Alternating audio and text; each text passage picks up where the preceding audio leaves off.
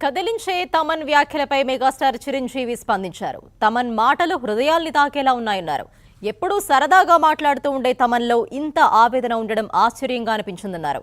మనసు ఎంత కలత చెందితే ఇంతలా స్పందించావో అనిపించిందంటూ చిరంజీవి ట్వీట్ చేశారు.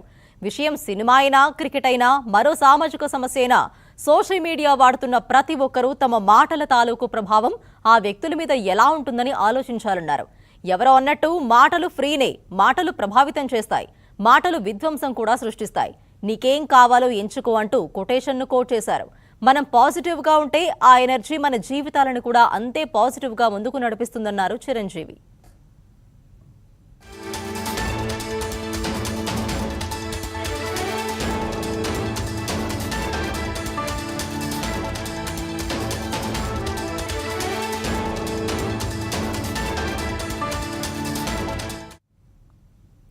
ఈ సంక్రాంతికి వచ్చిన గేమ్ చేంజర్ డాకు మహారాజు చిత్రాలకు తమన్ మ్యూజిక్ ఇచ్చారు.